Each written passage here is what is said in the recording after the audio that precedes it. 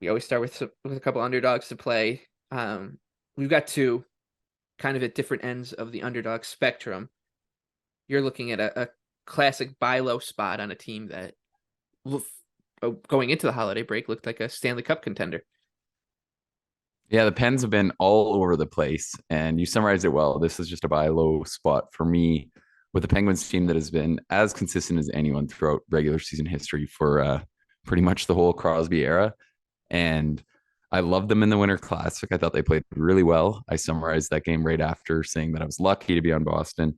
What Pittsburgh is doing over the last couple of weeks with some of their shaky defensive play, which has just been super messy. That Islanders game was a disaster, has been a pretty big anomaly for the entire Mike Sullivan era.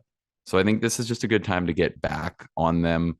I think they can carry play at a respectable rate versus Vegas. I like the Penguins to find a way to get this win. I know that Vegas will probably be trendy in this spot because Eichel's likely to return, and they could have maybe even Shea Theodore back in the lineup. So that is notable, and there could be room to grow for the Penguins on this number. You might not need to rush to get it in by any means. But yeah, I think it's a good price to back a really strong Penguins side. And we talk about it all the time, but a middle of the pack Eastern team like the Penguins, someone who's seventh, eighth, they can be right there with Vegas this season. Like if the Penguins were in the East, they're probably sitting with that kind of a record, which I think is always an important note in these games. And yeah, I just like the Penguins to play a really sharp game here and snap their 5-game losing skid. Yeah, so it's a tricky spot for me because I actually think right now at -120, I would bet Vegas at home. Penguins coming traveling cross country, not in great form. It's not just the results that aren't going the way, and I know that they look better against Boston. Uh, but over the course of the last since December 1st, they're bottom third in the league in 5-on-5 play in terms of expected goals and high danger chances, and they are a team that will eventually sort that stuff out. And we make this joke all the time. Like you blink and then the next thing you know, the Penguins are 16-3-2 in a stretch. They've already had one of those stretches this season. I'm sure another one will come.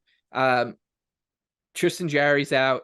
I don't think it's a huge drop off between him and Casey DeSmith, but it's just something to note as well. And getting Eichel and Shea Theodore maybe back, I think makes Vegas, who went through a big time injury, situation, the least of which, Eichel missing 11 games.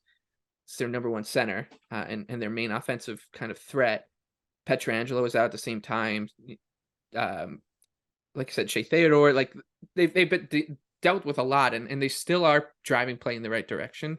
For the most part, they're hanging around, above 52%, 53% high danger chance and expected goals. So I still like Vegas. -130, I think would probably be the cutoff, but we're a little bit of disagreement on this one. And I think we might have a little bit of disagreement on the next one, because generally you like the Toronto Maple Leafs. I actually think the Seattle Kraken at +180 are worth a bet. I think it's a pretty ugly slate for underdogs. We'll touch on that as we go throughout. But the Kraken were the one I like the most. Seattle is just they're a deep team. There's really very few cracks in the armor in terms of their skaters. Of course, the goaltending is a different story. But with the way that Toronto's goaltend, I know it's mostly been Samsonov, but I still don't trust Matt Murray. I'm assuming he'll get to start here. I just don't think that the edge is so wide, and Toronto's. It's not that they've struggled, but defensively they started to show like a little bit of issues over their past few games.